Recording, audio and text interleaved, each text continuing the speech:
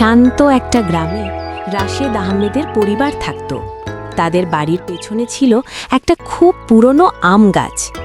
দাদু করিম চাচা বলতেন, এই গাছটা শুধু আম দেয় না, এটা গল্পও শোনে। মিম আর রায়ান এটা শুনে খুব হাসত। একদিন বিকেলে বিদ্যুৎ চলে গেল, চারদিকে অন্ধকার। মা নাসরিন হারিকেন জ্বালালেন। দাদু বললেন, চলো আজ আম গাছের নিচে বসেই গল্প করি। সবাই বাইরে গেল।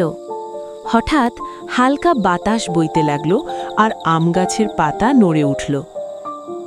হঠাৎ টুপ করে একটা পাকা আম মাটিতে পড়ল, কিন্তু আশ্চর্য, আমটা ভাঙেনি। দাদু আমটা তুলে বললেন, এই আমটা বিশেষ, যে সত্যি কথা বলবে সে একটা ইচ্ছা করতে পারবে। রায়ন চোখ বড় করে বলল, সত্যি? আমি আগে বলবো? ইচ্ছার আগে সত্যি কথা। আমি গতকাল মায়ের পয়সা নিয়ে চকলেট কিনেছিলাম আর মিথ্যে বলেছিলাম। হঠাৎ আমটা হালকা আলোতে জ্বলে উঠল। সবাই অবাক। এখন ইচ্ছা করো। আমি চাই মা আর বাবা সব সময় হাসি খুশি থাকুক।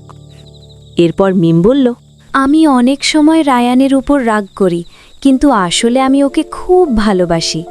আমাদের পরিবার যেন কখনো আলাদা না হয়।